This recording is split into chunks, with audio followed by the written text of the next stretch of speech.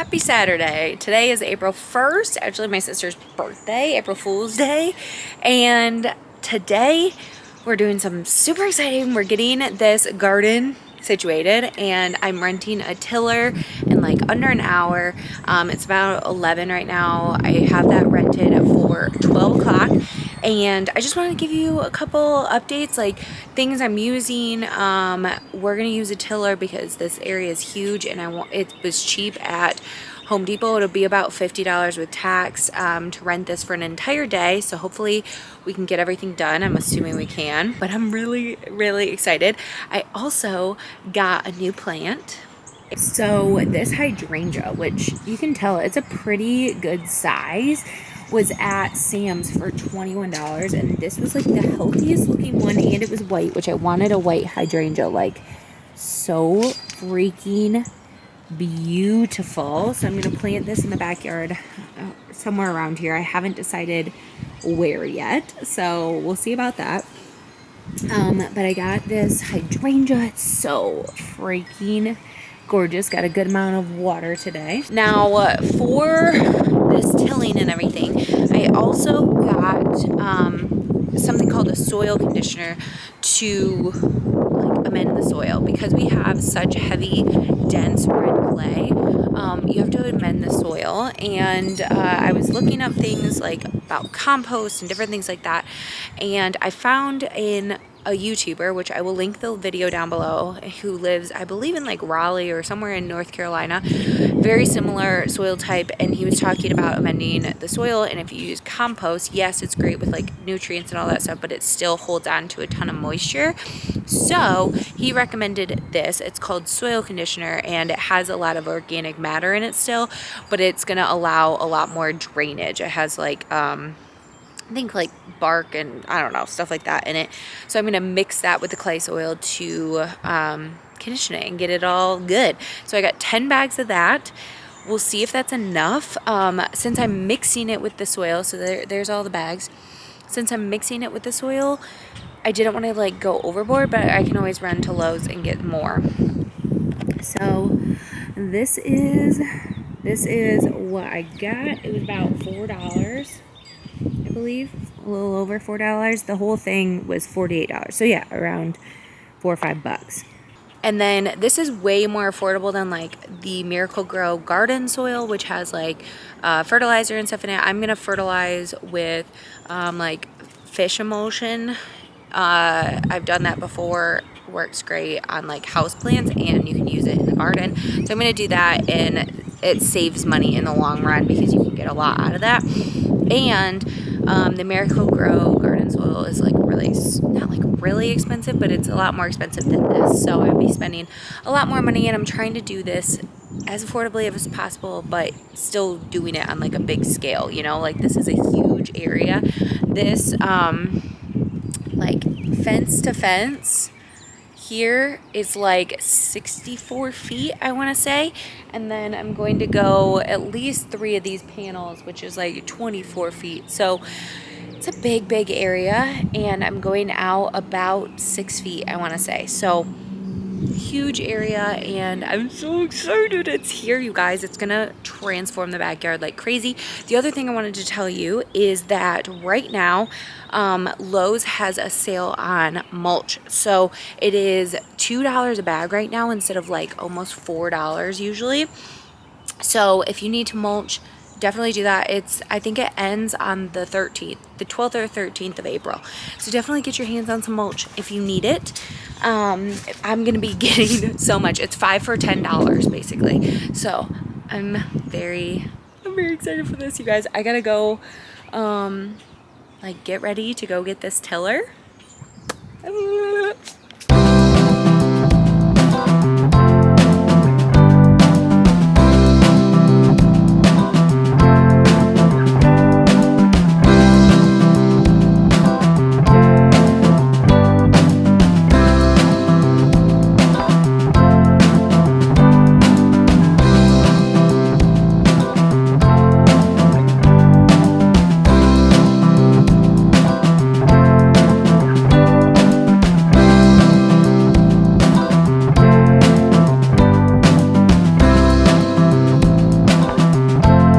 So I am currently tilling with my big hat on.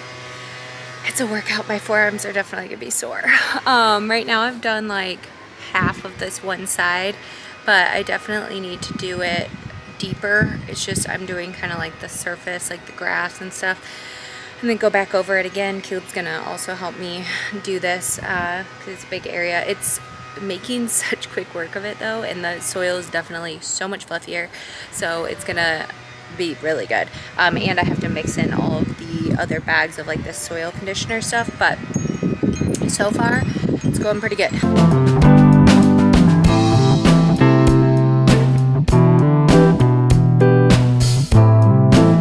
All right, this is where we're stopping today.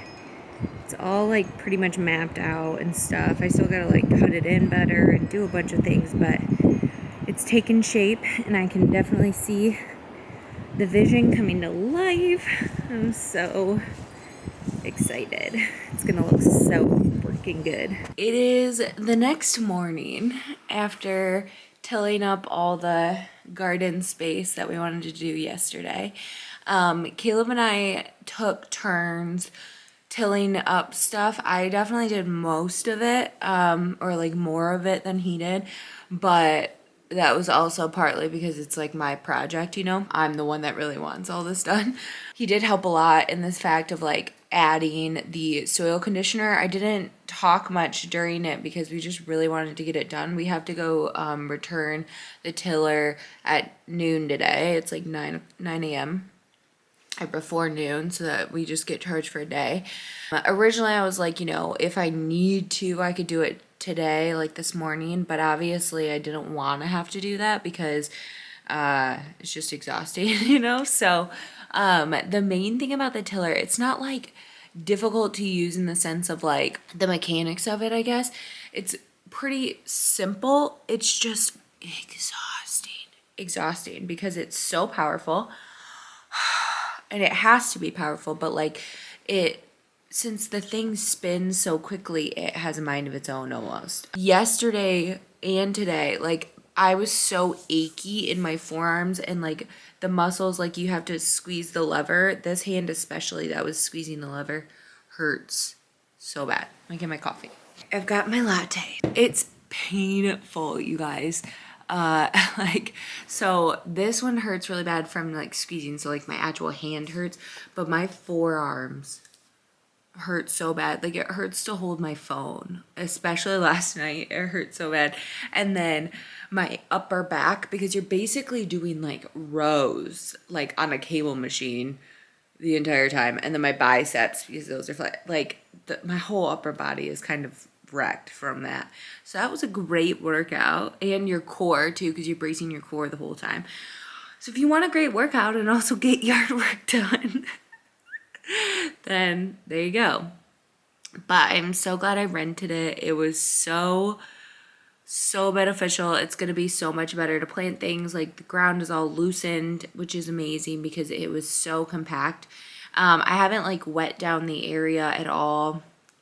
When we first started, it had rained in the morning, so I think, which I mentioned maybe, but so the ground was wet, but the longer it took us to get there, because it didn't rain that much, the harder it got, honestly. So I would recommend doing it when it rained a little bit. You could also obviously wet the ground if you need to, but you don't want it too like muddy. It's just, it was easier to work my type of soil, which is clay, when it's a little bit wet, because it's like rock hard if it's completely dry. Today I might end up planting some of the stuff, like a tree, that azalea bush, and then that hydrangea I got, and we'll see how it goes. I have a lot of work left to do. Oh, one thing I want to say is that soil conditioner. So I said I got that. So that is like ground up, like it smelled so good, by the way. I think it's like pine bark, like a bunch of different organic material, but in the sense of like kind of like shavings of different wood and different stuff like that. So what we did was we laid it all out. Caleb actually dumped out all the bags. I used 10 bags, and 10 bags seemed to be pretty appropriate for our area because you are mixing it into things.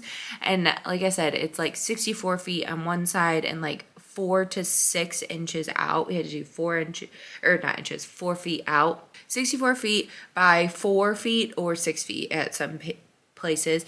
And then on the other side, it's like 24 feet. But if you minus the 6 feet, that would be 18 feet by 6 feet. So it's a big area. And we used 10 bags, and Caleb tilled it together basically. And then I raked everything pretty smooth so that we would go to area.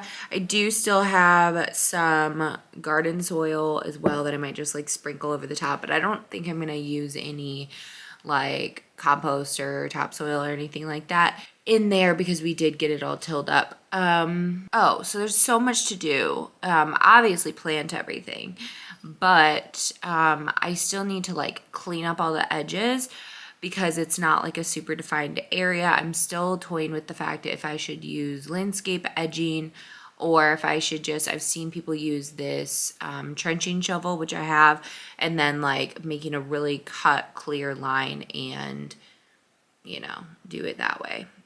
We have quite a few weeds in our backyard, so maybe it would be in my best interest to use a landscape edge. I'm so happy we did that and made quick work of what I needed to do, and now I can see the actual like vision coming to life. And I think I told you guys that Lowe's has mulch on sale, so I'm definitely going to get mulch sometime this week and planting things out, especially the zinnias, what are they called? The sunflowers, the zinnias. I would like to get some seed in the ground, plant out the lily bulbs. There's a lot of stuff to do. I'm trying to figure out what to do and how to arrange things. So I wanted to show you what I'm doing. The sun or the exposure gets all messed up when I'm wearing a hat, but I wanted to show you my thought process of how I'm going to be doing this cut flower garden in the landscape. So the time of day might be a little bit tricky, but I just talked to my mom, and so first of all, I got this hydrangea, which I showed you guys, which is right by the crepe myrtle right now. I'm trying to figure out placement. I did just buy this, all right, so my battery died, but I did just buy this forsythia, which I think is so pretty. This is what it looks like. I got it from Lowe's. Needs full sun, so and it flowers in the spring, but I just love the foliage in that. So I have that here. I also bought this salvia, which has this really pretty like pinky color, like a lavender, and this will bloom all summer long. And I was trying to look up if it's a perennial or annual. It looks like it's kind of in the middle, so we'll see. These are my sunflowers that I'm going to plant out, and a couple lilies that were already in the front garden. And then I have these elephant ear bulbs. So I have one here right now, the azalea bush is here, and then I have one more elephant ear over here. I know it's kind of hard to see over here. And so this back area gets shade starting around 2 or 3. And I'm thinking I'm going to put these snowball bushes my mom has in her yard over here. So she has snowball hydrangeas, and they're coming down in 2 weeks, and she was going to bring me a couple. So I'm trying to figure out where to put them because they have white flowers, kind of like this hydrangea. It's just a different type of hydrangea. So I was thinking I could put, and they need like some shade. So I was thinking I could put 2 of those along the back, and then this one, you know, on the side, so there'd be 3 of them, because I think in 3s, you know, odd numbers, it definitely looks better. That's what I'm thinking so far. I like how it's looking, but like it's so hard to choose because I want it to be good in the landscape, but I also want, you know, all my cut flowers and everything. So I just gotta like space everything, see what I'm thinking. She's also gonna bring me some different types of grasses, so I'm trying to think of that, of where those are gonna go. There's just a lot of stuff, and my brain is not a good like math. Like I'm good at math, but not when I'm like calculating all this kind of stuff out. So like I tried to do it on like graph paper the other day, and it like did not work for me. So we're just gonna wing it kind of, but you can't really tell over here. So I think I'm gonna plant this tree now. We have another tree there, the camellia bush here, that tree, and then I think we're gonna do snowball bush back there, and then back here. And then elephant ear, some grasses, obviously flowers mixed into all of this. Crepe myrtle, hydrangea might move over just a tad. And then we have some bushes, elephant ear. And I'm trying to like space things out so that, you know, it kind of like repeats and stuff like that. And then obviously cut flowers and stuff will be all throughout. I have lily bulbs. I have so much stuff to plant.